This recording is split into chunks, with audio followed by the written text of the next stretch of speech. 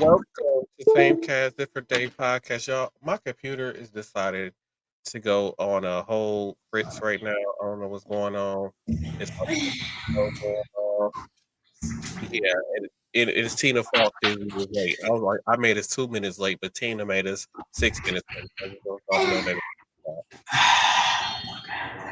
Says a person having the technical difficulties right at the start of the show. Okay. Hey, hey, Yeah.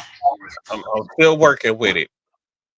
Um, so So a little whoopsie happened this past Thursday. So I sat down with the US how can I sat down with Riyadh and I had some technical difficulties. I was broadcasting from the was it Google Meets to the streaming service that I use, like we're doing audio recording and stuff, and for some reason it didn't pick up the audio recording. Don't know what happened. So I will be reshooting that interview this Thursday. So make sure y'all be looking out for that interview. And let's go ahead on with the show. And hopefully I don't have any more interruptions from my computer because it's starting to drive me a little bit crazy right now. And I don't know why it want to sit here and do this at this ungodly moment. So yeah, here we go. Oh, and I forgot that there, by the way.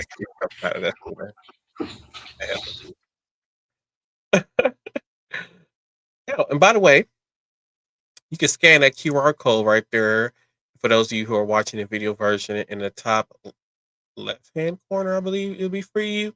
And you can scan that QR code and it'll take you to all our links and to our merch store where you can buy Same Cast Different Day podcast merch. And if you buy the merch, send us a picture of it to scddpodcast@gmail.com. If you wear the merch, that way we can see y'all. We can put y'all picture on here wearing the merch and stuff. But yeah, let's get into the story. So let's talk about Ray J. So those of you who don't know, Ray J is Brandy Norwood, aka Brandy, brother, little brother, and he's going back and forth in court with the Kardashians and all these other kind of things going on. But anyways, so after Kim Kardashian and Kris Jenner filed a lawsuit against him for defamation and a legal doc obtained by TMZ, Ray J revealed that what he says actually went down with the whole sex tape thing. So he says that it was Kim had consensually him and Kim consensually shot the sex tape. He says the sex tape was shot in 2003 and they discussed releasing it in 2006.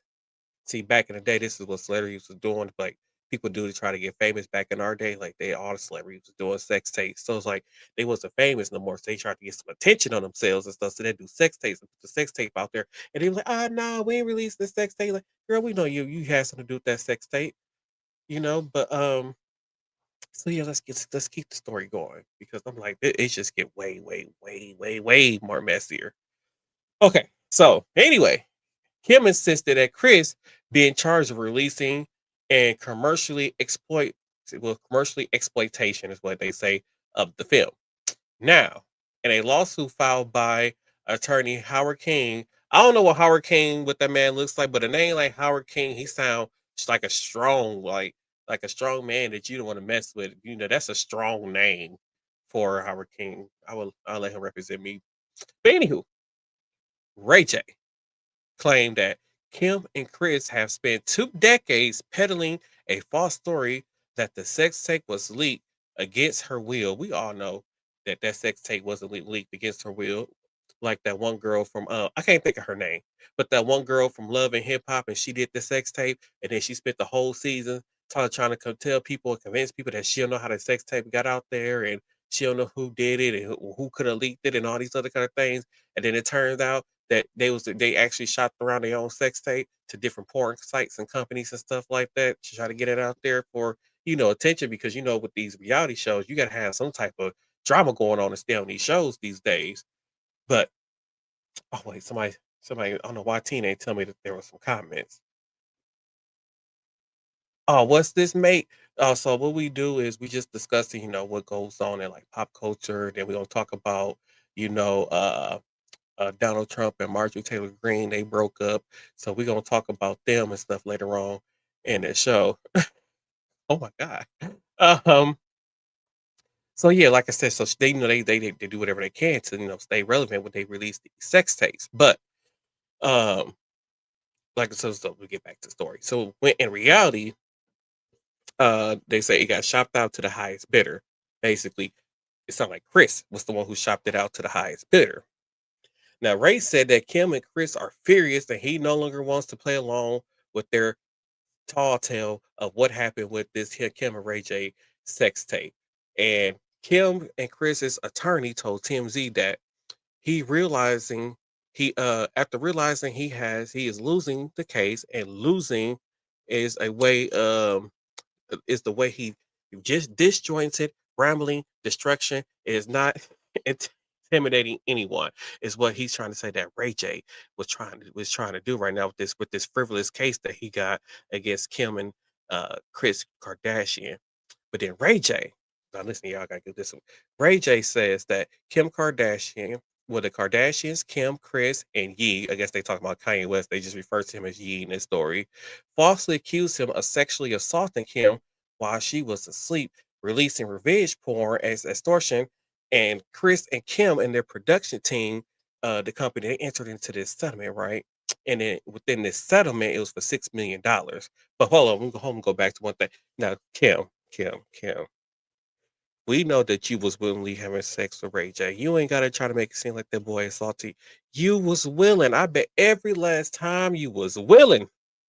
But anyway, so with like I said, they had the settlement that was paid off for $6 million to Ray J. So Ray J says the agreement had a requirement bearing further mention of public reference to the sex tape on the Kardashians, but he says almost immediately after the agreement was executed, Kim, Chris, Yee, and Kendall Jenner all made statements in violation of the agreement. So now this is why he trying to take them back to court and stuff. He's trying to get some more money because, like, hey, y'all ain't supposed to be talking about me and this sex tape on here. But like I said, this is how these celebrities stay relevant and stuff. They got to do these sex tapes. I mean, there's a lot of celebrity sex tapes out there. Don't Pamela Anderson, if y'all watching, no Pamela Anderson got a sex tape and all. It's a lot of Eve. I saw a sex tape with the rapper Eve. She was, I think she was being played with herself. Okay, I shouldn't be saying all that on here. But anyways, Ray says he is considering bringing on his own lawsuit against Kim and Chris under civil RICO statutes and wondering whether they might be prosecuted for RICO violations. The same thing they got Diddy for.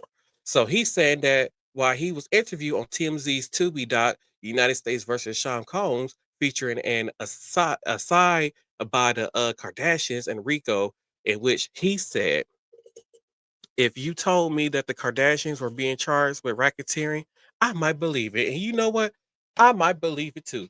But yeah, that was the Ray J Kardashian, not Chris, but the Kardashian drama that was going on and stuff.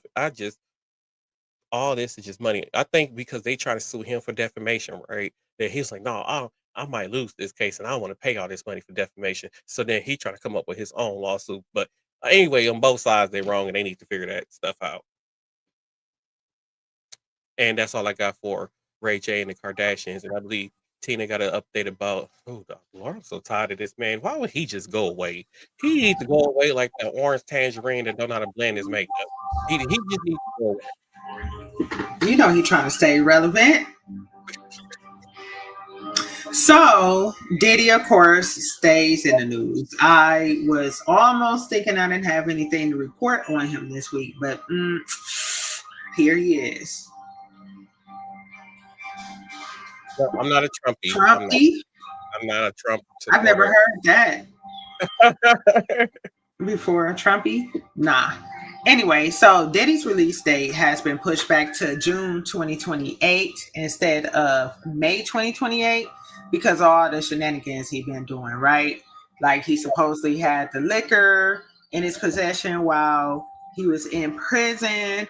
He's been making unauthorized three-way calls, etc., etc., etc., right? Now, despite all of this, it looks like his appeal proceedings are going to go forward. And I know it's in the beginning stages, but the court has granted him the right to appeal his recent, RICO charges he was convicted of. Okay. Um, how do you,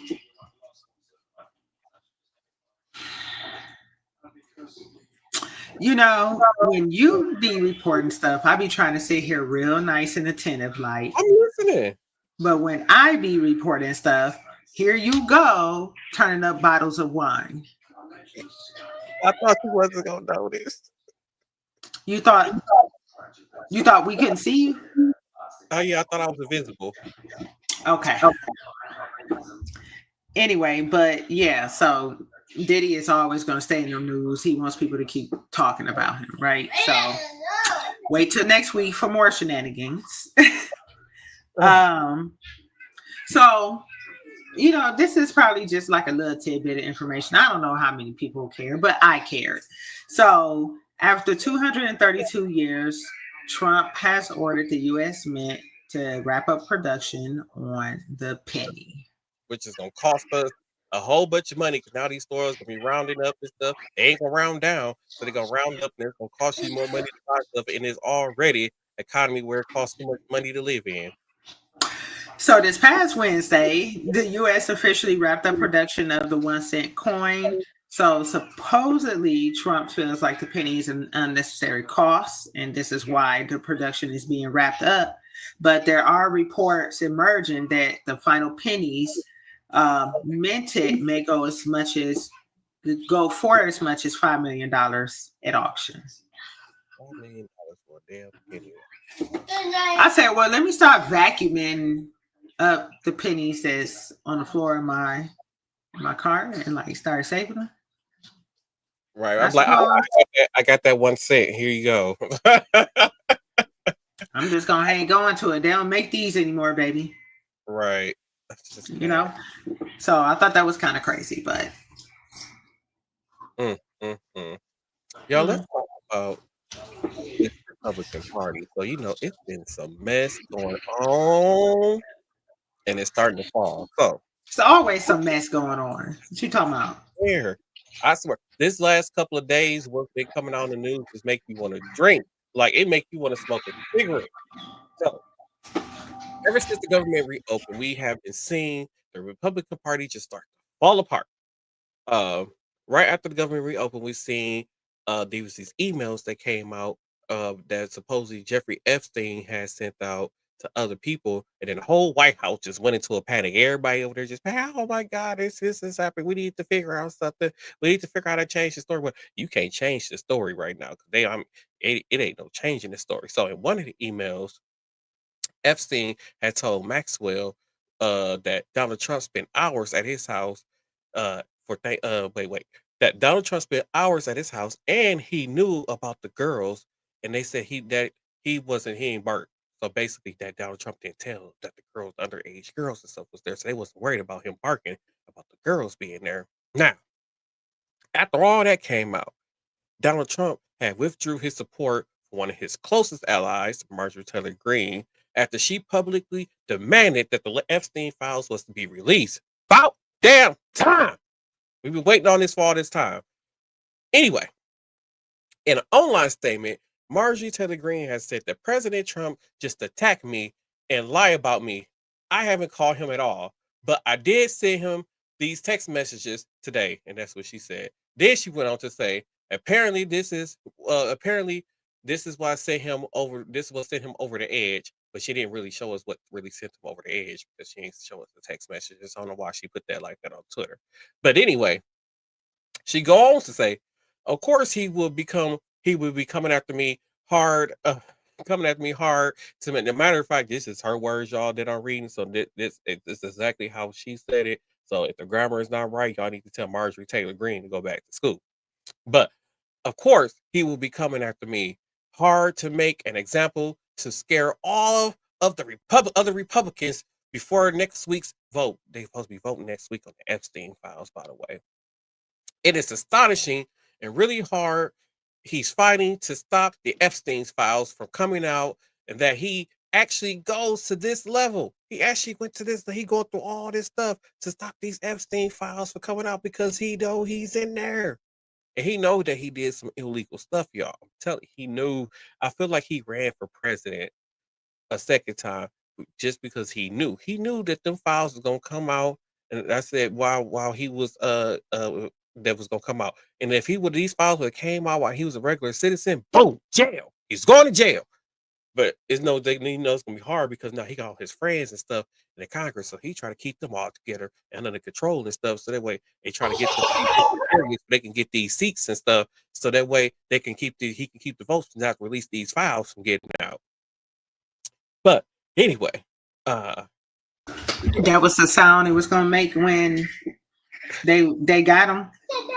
yeah. Okay. Then she goes on to say, but really, most Americans wish he would fight this hard to help the forgotten men and women of America who are fed up with foreign wars and foreign causes and are growing broke from trying to feed their families and losing hope in the American dream. Girl, let me tell you something, Margie Taylor. The American dream been dead for a very, very long time. I don't know what reality that y'all living in that y'all think the American dream is still alive.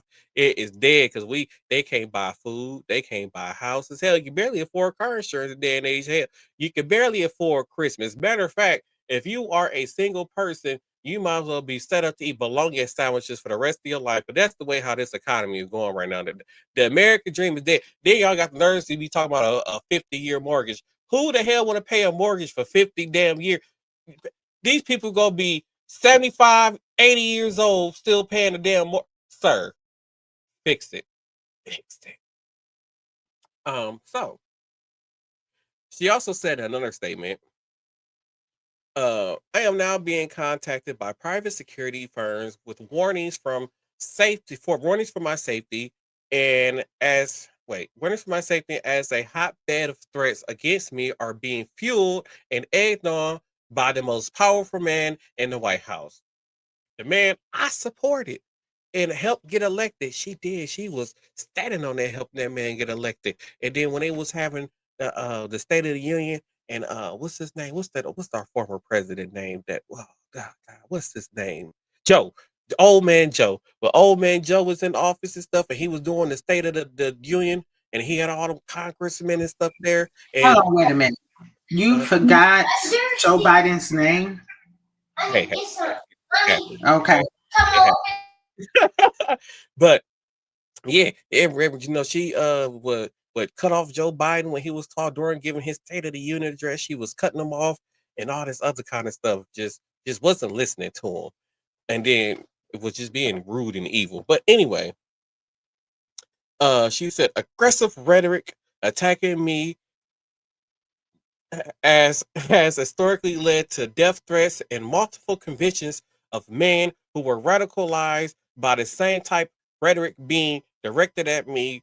This time, the president of the United States. That's exactly how she said those words, y'all. I was reading them like I don't think she read over this before she posted it. But anyway, I now have a small understanding of the fear and the pressure of the women who were victims of Jeffrey Epstein and his cable must fail. Oh wait, I mean feel. I got a little bit too excited, y'all. Cause she's finally starting to see the other side, y'all. I got too excited and I pronounced that wrong too. But she got. I'm excited. She finally has come to the light, y'all, about Donald Trump and Jeffrey Epstein. Epstein. I'm happy. I'm just so happy. It had also come out that Donald Trump spent Thanksgiving with Jeffrey Epstein when he was already the president. The president. Dun, dun, dun. And Epstein had already been convicted of being a sex offender too, by the way. So now Donald Trump, you the president over here at this man's house on Thanksgiving with a convicted sex offender. What is wrong with you, Donald Trump? And then Congresswoman Gwen Moore said the narrative that Trump cut off Jeffrey Epstein in the early 2000s is clearly false. This man has been lying, talking about he ain't had no contact with that man since the early 2000s. And then while you was president between 2016 to 2020, 2021, I believe, is when he left office. 2021, you spent Thanksgiving at his house. You nasty mother tangerine. Excuse me, y'all. Then Jasmine Crockett had responded to Marjorie Taylor Greene over that, Marjorie Taylor and Trump breaking up, right? This is what she wrote. She said, "I'm here for you, girl." Well, I shouldn't have did that. That was very I'm here for you, girl. I told you not to trust him. All he cared about is himself and protecting pedos. He never loved you. My granny always said, be with the man that loves you more than you love him. Trust me, sis, you are better off without him. I can't believe I started reading that. Like, I mean, it's Jasmine Crockett. I would have started like that too. right? Like, I was like, let me I stop would have being. started exactly like that.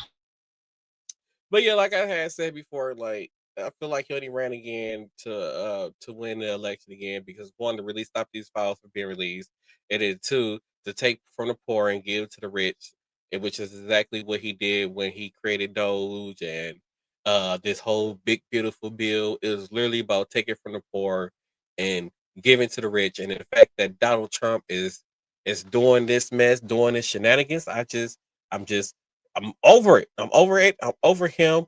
I'm over his policies. I'm over people not holding him responsible. And something needs to be done about this orange tangerine because I'm tired of the orange tangerine who can't blend his makeup. Y'all, I tried to put on some today.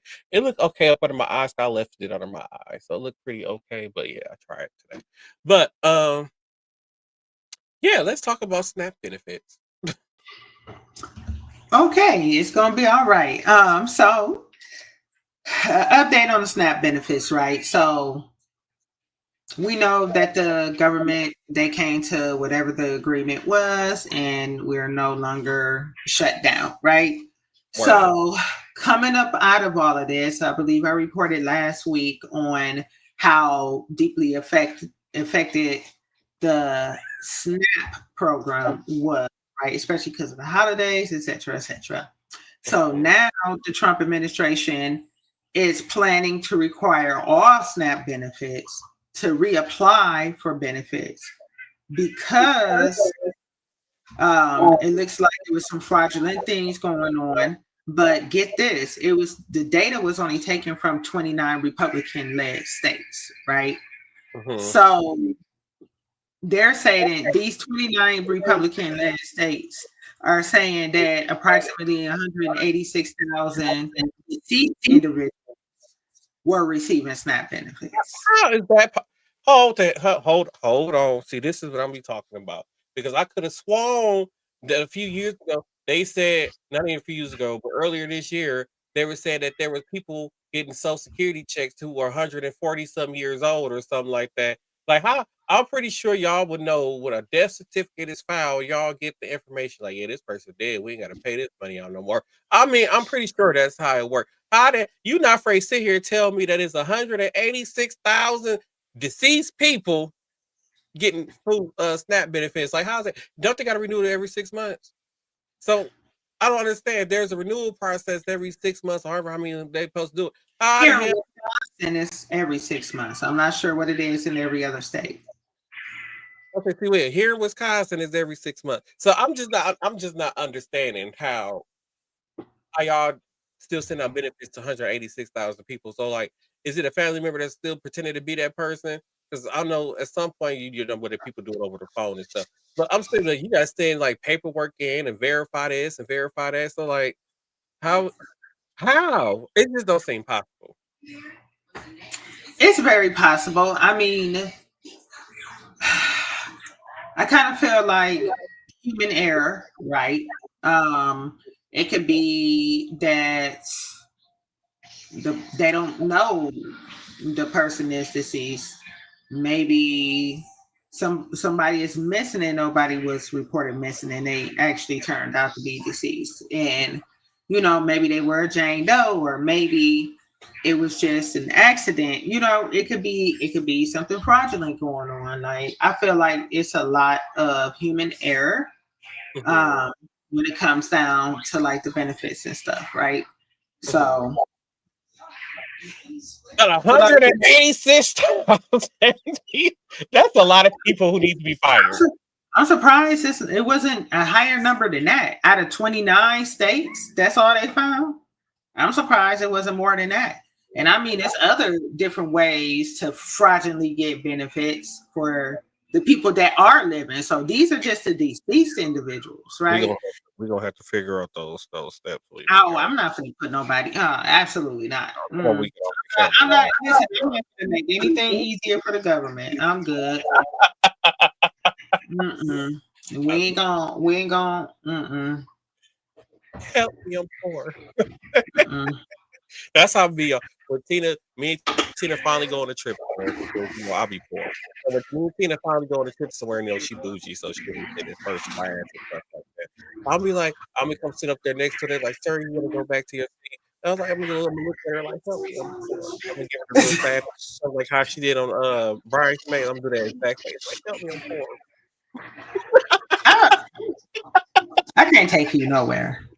I Oh, can't take you anywhere. Apparently, I can't take you anywhere. exactly how we did. I'm riding straight to the back of the plane. Hell, that's all I can afford. Let's talk about the Supreme Court. So the Supreme Court have agreed not to take up the same-sex marriage case. Remember when I had told you guys, it's like I told you on the last episode or something. Yeah, it was the last episode where I said that at least four judges have to agree to hear the case in order for the case to be brought in front of the Supreme Court. Well, they decided not to take up the case, protecting same-sex marriage, making it the rule of law across the land for now. The woman, Kim Davis, who was sued after she refused to issue marriage licenses to a same-sex couple in 2025. Oh wait, it's supposed to be, it's not 2025. I think it's like 2023. Oh, I put the wrong date in there. But she was citing that her religious belief was the reason why she didn't give them their marriage license. So the lawsuit was brought by two couples who were denied licenses and eventually led to the Supreme Court decision against Davis in her attempt to overturn the the landmark Obergefell versus Hodges ruling. I hope I pronounced that right. She is also still on the line for $350,000 for court fees and money that's owed to the couples that she refused to give the license to. But she ain't gonna never be out of debt. You know what? She might as well. She don't need a OnlyFriends, uh, loyal fans.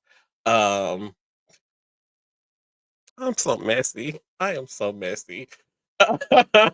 uh, she gonna have to. She gonna, might have to go over there on 27th and Burleigh Chamber. She gonna have to do something. The 350,000 girl, yo, grandkids is gonna be paying that money back. I'm just you whole thing is what I'm gonna say to you, and hopefully you learn the lesson. Stop messing with people just because y'all feel like somebody. Oh, that's against my religion. Don't try to bring down everybody else's happiness and fun because it's against your religion. Everybody don't practice the same religion. And I hate the fact that America is trying to force Christianity onto people. Like there are other religions that's been around way longer than Christianity, according to some of this other stuff that's been going on now, especially over there in the Africa and what's that what's them lands over there that they hate so much.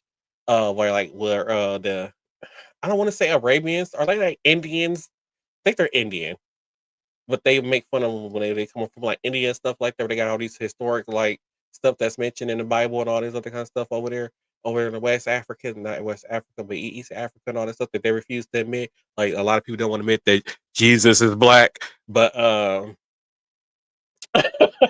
but yeah, Jesus is what? black. He had wool hair. I don't know where they got that white man from with that long blonde brown hair. I don't know where they got that man from, but according to where they saying that Jerusalem and all these other places where he was at, oh, like, that's the Middle East. Like he was Middle Eastern. He got an African or Arab or something like that. He not this white man with this long blonde straight hair. That's that.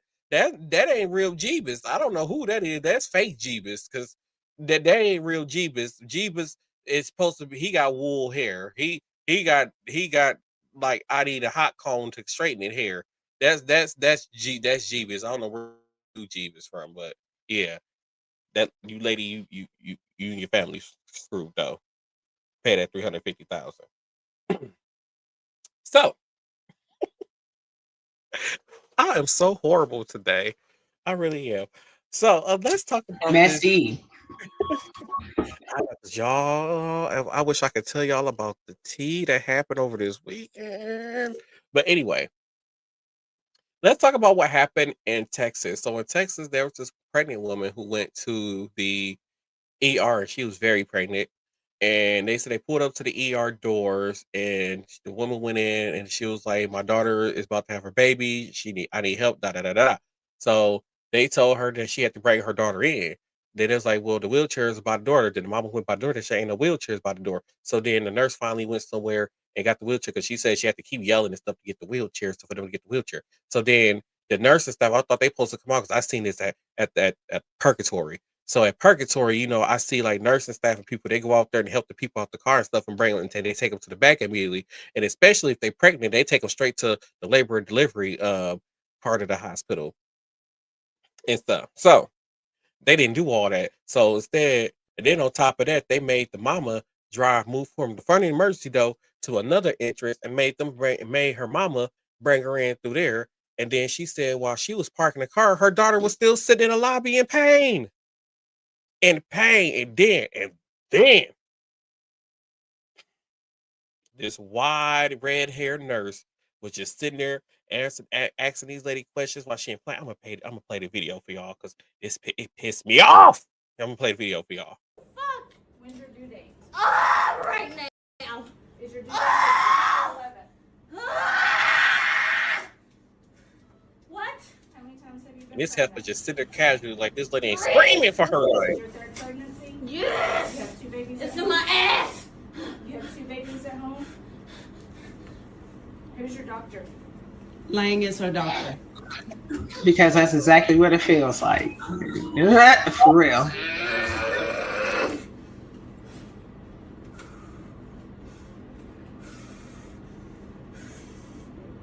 And just casually just still sitting there ain't gave her no type of meditation. Y'all treat all your patients meditation. like this or just the black ones?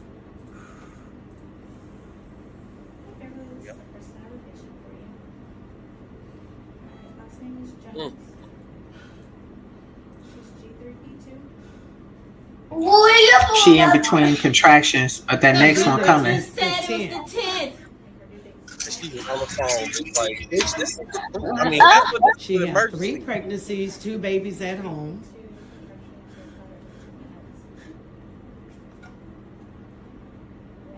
Like, it's just still not helping her. That contraction You coming. was delivering What? at this hospital? That contraction coming. Change doctors. Yeah. Oh, yo. Like, girl, you Everybody supposed to give her said how they treat a people shot here. and everything. Something. That's just Don't do that. pure bananas. It's pure bananas, and I just don't understand why that nurse just sat there, not trying to give that lady any kind of help, no type of medical assistance. You sit up there, casually just typing on your computer, answering questions like this lady ain't screaming at the top of her lungs in pain. And then for those of you who are listening to this on the audio version, she had the baby 12 minutes after that whole ordeal happened right there. 12 minutes. The baby came in 12 minutes. Yeah, that's terrible, man. Like, so with my first child, didn't know what to expect, anything like that. But I knew enough, you know what I'm saying? And something wasn't right, and I reported it to the nurse, and the nurse was, you can't be in that much pain. And it's so crazy how people think Black women lie about how much pain they're in. So it's like we can report we're having a 10 out of 10 pain and nobody would believe us. And Mhm. that's what that nurse said to me. She said, "You cannot be in that much pain." Yeah, there was a true story that happened where a black woman, she was being neglected by the hospital and she had just had her baby, and she kept on complaining about that she had abdominal pain, and she kept complaining about she was in pain, and they wouldn't do anything, they wouldn't help her, none of that stuff. And eventually ended up dying from complications from the pregnancy from them ignoring her that she was in pain. I believe she had some type of something internal where she bled out and died because they did somewhat of a depiction of it. I think that's the proper term on the show called The Resident. They did it almost like a version of it, and the woman they didn't realize like that they did was in trouble. Like the woman wasn't lying about the pain she in when her husband kept trying to get help. When it's like a is it called a Foley? It's like they should hooked up to like a Foley or something like that. And is that the Foley for the P? Yeah. So yeah, she was hooked up to a Foley, and then when they picked up the bag, it was like basically just filled with blood.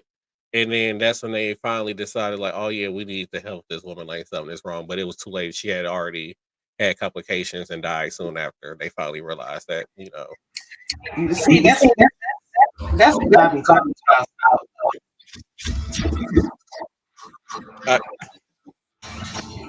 yeah, they said there this it happens quite often in healthcare facilities where a person of brown will be saying like something is wrong and they're not believed or they're having real serious complications, and these people are not being taken serious, and these people end up dying behind these kind of things, and it's just it's not fair. And like I said, there if you go into the nursing field and you don't want to really help people, why be a nurse? Like, is that the whole point of going into the healthcare field is to help people?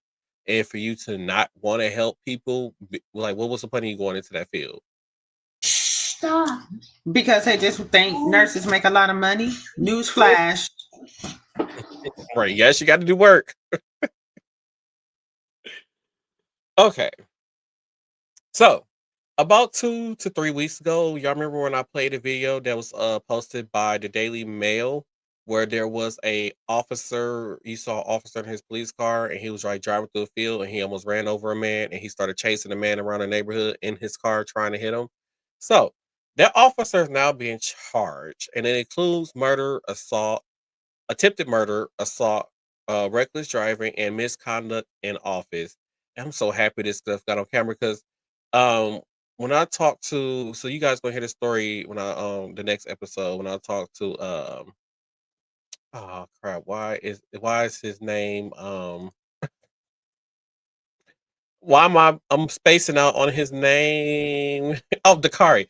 So when I talk to Dakari next week, um when I talk to him, you guys are going to see when he talks about how it is for a black person or a black male to be arrested when they get pulled over, and like the anxiety and all these other things that they go through when they're being arrested or not even being arrested. I mean, but during a traffic stop, there's a lot that goes on with a black man. The first thing that goes through like any black person here, not just male, but just with black people in general, is that please let me survive this traffic stop. I don't want to get killed on this traffic stop. And it shouldn't be like that for black people when they get pulled over by an officer. So me and him did talk about that, and you will see that on the next episode of the podcast when I sit down and talk with Dakari.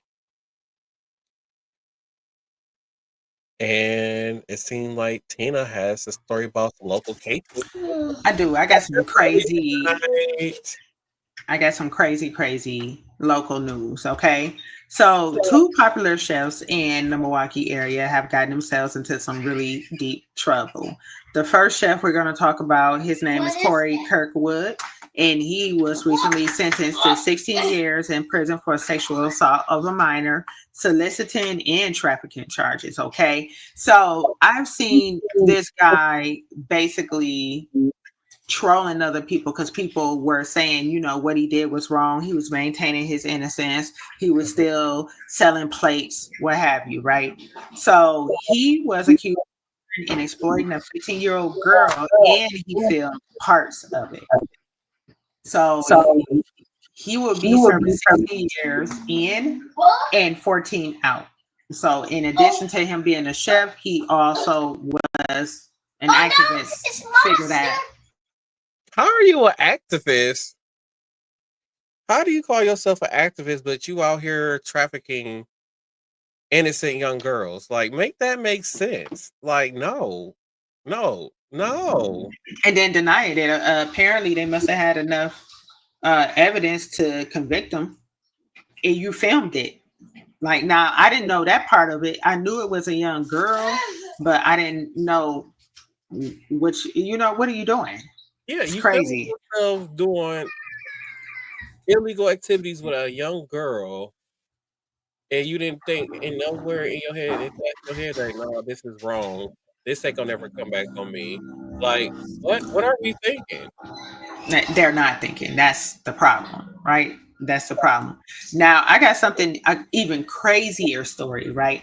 Now, do you remember, was it last summer when somebody decided to throw a pool party inside of a mechanic shop and they had hamburger helper they was giving out and they was in there sliding around in these pools and on all the grease that was on the floor? That was like 2 summers ago. They was up in there just playing. They all walk around at bare feet on motor oil and stuff. Like, what are we doing? Just sliding and eating hamburger helper, right? Yes, I do remember So, and they went live. So I ended up watching the whole live, and it was somebody in particular that was stuck out like a sore thumb, and that's this individual that I'm going to speak of now. His name is Martell Hare, aka the Freaky Chef. Okay, so he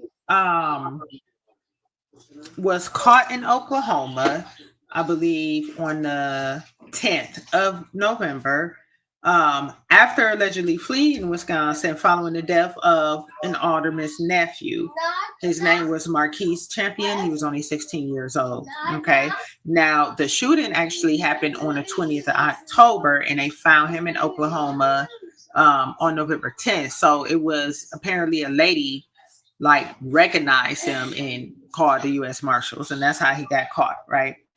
So on October 20th, Martell Hare allegedly got into an argument with a woman in a residence after the woman confronted him for referring to young girls that were in the residence as women, right? I'm gonna get to the part why she flipped out, right? Why she was crashing out on him. Now, when he got arrested in Oklahoma, he had 2 open warrants, okay? The first warrant was filed in 2022 for a child sexual assault, okay? And the other one was for a disorderly conduct after a man reportedly said that Hare threatened to shoot him this past summer, right? So I'm thinking, right? So I know the whole backstory with all of this, right? In my head, I'm thinking, why was he not caught before the shooting incident? He had 2 open warrants. The sexual assault warrant go back to 2022, and it's a wild story. And from what I understand in our community, he just been out and about. Clearly, he was at somebody's residence around children. You get what I'm saying? But we got a video to show y'all to kind of give you the backstory about this sexual assault. Y'all remember this sick individual right here, this monster? We brought you the story back in 2023, and then again, we brought you another story back in 2024 regarding this monster. You remember this picture where he was being inappropriate with his hands and all this stuff, and a lot of us had a lot to say about it, but then there were people coming to his defense, oh, it's just innocent, blah, blah, blah, blah, blah. Then it was later revealed that he was SA-ing his own daughter. This monster never should have been out of jail. They should have locked him up and not given him a bond. Martell Hare never should have had a bond. And if he had been locked up and not with a bond, there'd be some young people without bullets in them, and there would be one that would be alive. You see, right now, Martell Hare is on the run for first-degree reckless homicide and other counts in connection to the fatal shooting of this teen right here. His name is Marquise Champion. He was a good kid. He was only 16 years old, a good kid. From what I'm understanding, there was an argument that happened between Martell Hare, and another lady. And the teens were there, But then Martell just stood up and just started shooting. The other victims were 17 and 18 years old. They survived. There's even surveillance footage of what happened. You know, well, not everything, but he was there. The lady had told him to leave, but that's when he stood up and he pulled out his weapon and began shooting for no reason. So this monster's on the run.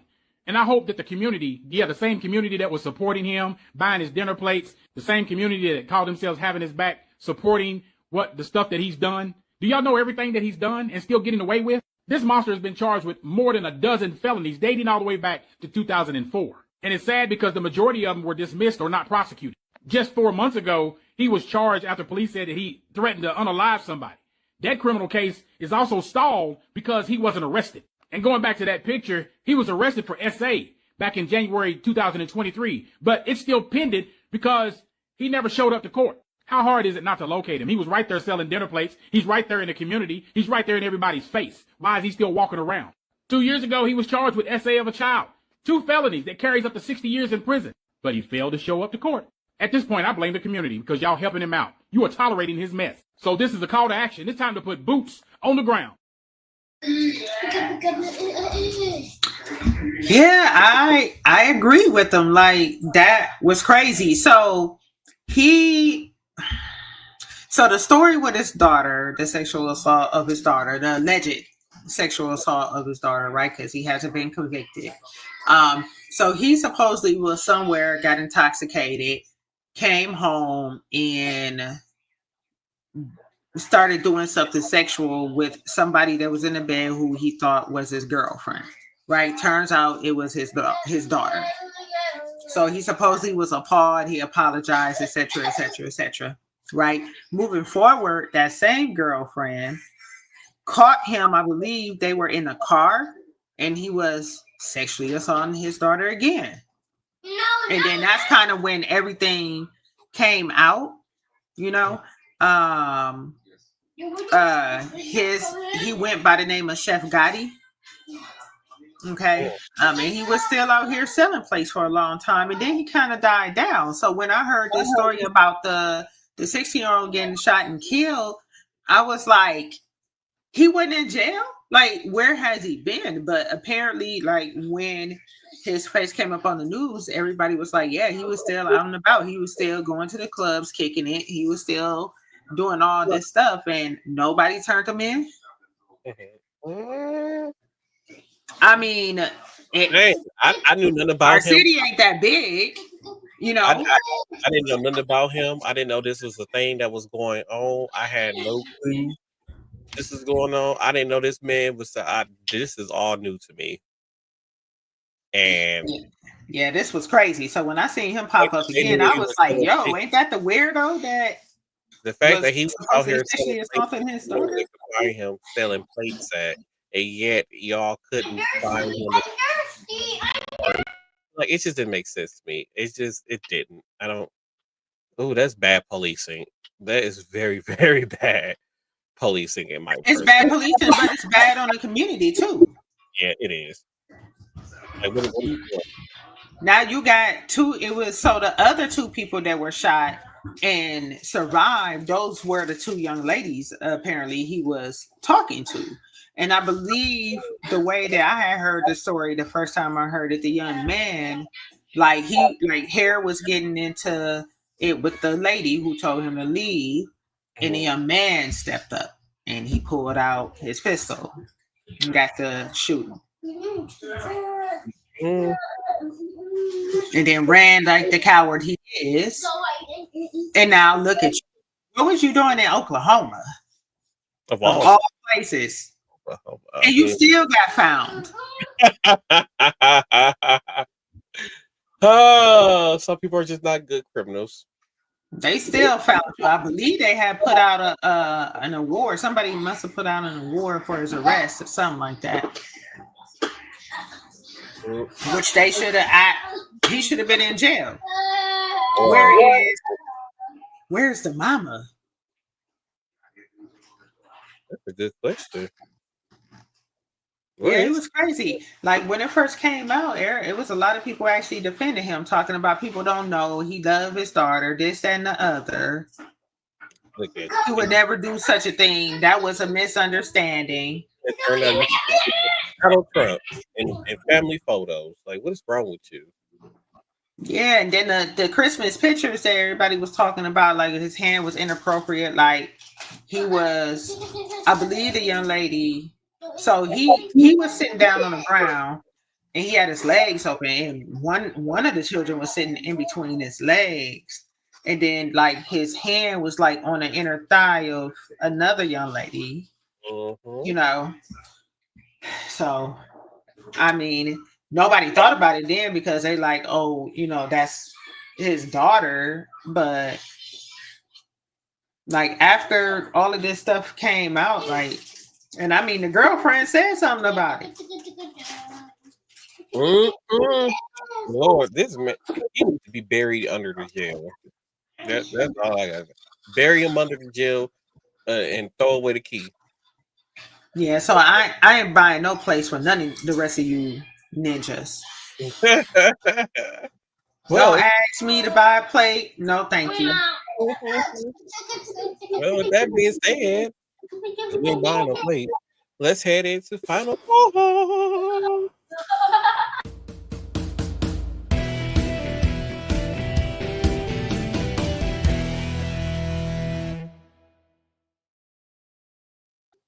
Okay, so my final thought is we need a better country, United States of Americas, that American, whatever you want to call it. We need to do better. Um, Ray J, Ray J, like together. Kim Kardashian cares about it. What else is there? The Supreme Court. Thank you, Supreme Court, for making same-sex marriage the rule of the law. Thank you all for that. We're gonna keep Donald J. Trump. You lucky I forgot about how Jeffrey Epstein had sent a message to Putin talking about did Trump, blow Bubba, and y'all know Bubba was code name was what's his name? What's that person's name? Bill Clinton's nickname. And here go the funny part, y'all. Here go the funny part I have got to tell y'all about. I know this final thought, but I got to tell y'all about this. So I came across this video on TikTok, right? And it's this one lady. She was dressed up as Donald Trump and then Hillary Clinton. Guess what she had them singing? I think it's time we get this straight. Sit and talk face to face. The boy is. Oh, okay. Okay, no, that's my final thought.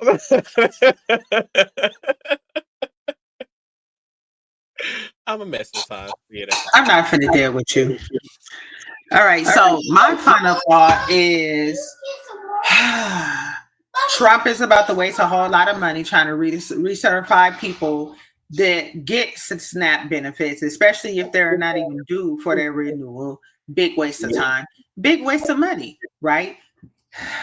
Number two, listen, y'all as a community need to start holding people accountable, especially when it comes to some type of abuse to an elderly person or a minor. I'm sorry, street code is kids and old people, and it's supposed to be women are off limits. It's not working that way anymore.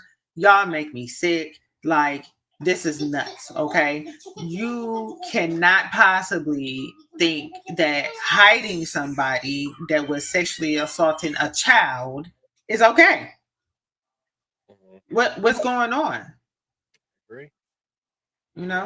So what else? And I hope the guy that tried to run over the police officer that tried to run over the kid, I hope he gets thrown underneath the jail. And that nurse did get fired, by the way. Yeah, And that's my final thought. I forgot about the year she did get fired. I forgot about that. So, y'all, thank y'all for rocking with us for 23, 24 episodes. I don't know how many episodes we do a season. I think it's 24 we do a season. Thank y'all for rocking with us this season. This is the season finale. You guys are gonna be going to get a bonus episode where I sit down and have a talk with Dakari Lariat about his book Don't Flush and also the Alabama Solution. So I'll be talking with him. And I hope y'all have a wonderful Thanksgiving. And if I forget to tell y'all, Bye. And yeah, we'll see you guys Nobody cares.